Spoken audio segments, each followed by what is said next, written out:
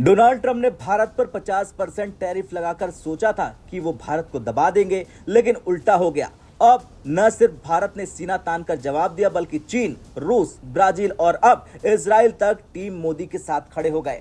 America में Trump की साख गिर रही है। ग्लोबल लेवल पर उनका डब्बा गोल होने की तैयारी है और जो सोचकर वो चले थे उसका बिल्कुल उल्टा हो रहा। आज आपको हम बताएंगे कि कैसे ट्रंप की टैरिफ पॉलिसी ने दुनिया के बड़े बड़े देशों को एक प्लेटफॉर्म पर ला दिया, कैसे ब्रिक्स की चौकड़ी फिर से मजबूत हो रही है और कैसे पीएम मोदी की रणनीति ने ट्रंप के वर्ल्ड चौधरी बनने के सपने को हिलाकर रख दिया है।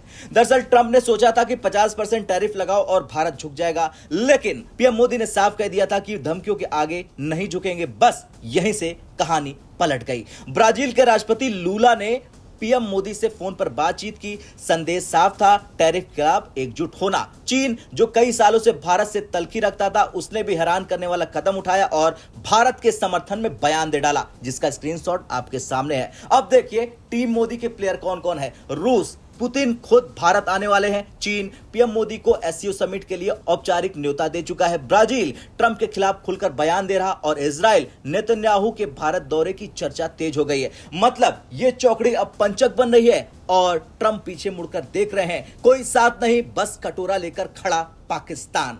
31 अक्टूबर से 1 सितंबर तक चीन के तियानजिन में एससीओ समिट होगा। चीन ने साफ कहा कि हम पीएम मोदी का वेलकम करने के लिए तैयार हैं और हम बेताब हैं। ग्लोबल टाइम्स ने आर्टिकल छापा, अमेरिका भारत की स्वतंत्र विदेश नीति को प्रभावित नहीं कर सकता। यानी मैसेज सीधा है, भारत चीन मतभेदों के बावजूद कॉमन इंटरेस्ट के लिए साथ आ सकते हैं एक साथ, और जब रूस इसमें जुड़ जाए तो वेस्टर्न वर्ल्ड के लिए यह सबसे बड़ा सिरदर्द है। अमेरिका जानता है कि अगर भारत और चीन करीब आ गए तो उसकी इंडो पैसिफिक स्ट्रेटजी खतरे में आ जाएगी। इसलिए अमेरिकी विदेश विभाग का टोन बदल गया और कहा गया कि भारत हमारा स्ट्रेटेजिक पार्टनर है, हम ईमानदारी से बातचीत करते हैं और आगे भी करेंगे। लेकिन सच यह है कि ईमानदारी वाली बात तब आई जब पीएम मोदी के चीन जाने की खबर सामने आई। ट्रंप को सबसे ज्यादा डर ब्रिक्स से था। वो धमकी दे चुके हैं कि ब्रिक्स को खत्म कर दूंगा, लेकिन अब हो रहा उल्टा। भारत टैरिफ को एक तरफा फैसला बता रहा और चीन कह रहा है कि ट्रंप यूएन चार्टर का उल्लंघन कर रहे हैं। ब्राजील कह रहा है कि ब्रिक्स देशों को एकजुट होना चाहिए।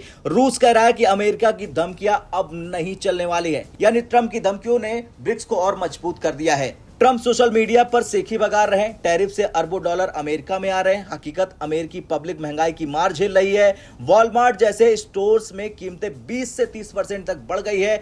$19 का बैग अब $25 में बिक रहा। अमेरिकी कांग्रेस में ट्रेजरी सेक्रेटरी से सवाल किया जा रहा है कि टैरिफ का बोझ कौन उठा रहा। जवाब अटक अटक के सामने आए। फोर्ड जैसी कंपनियां $800 मिलियन टैरिफ के रूप में चुका रही हैं। मुनाफा $3 बिलियन घटने की आशंका है।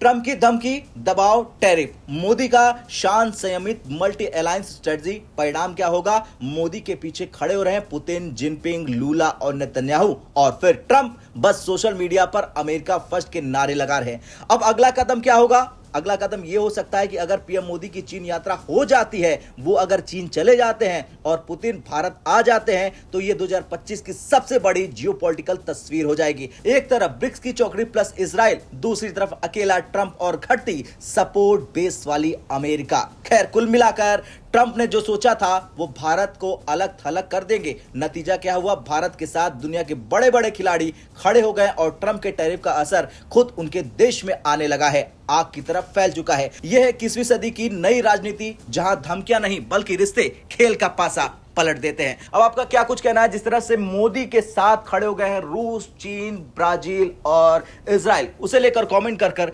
जरूर बताएं।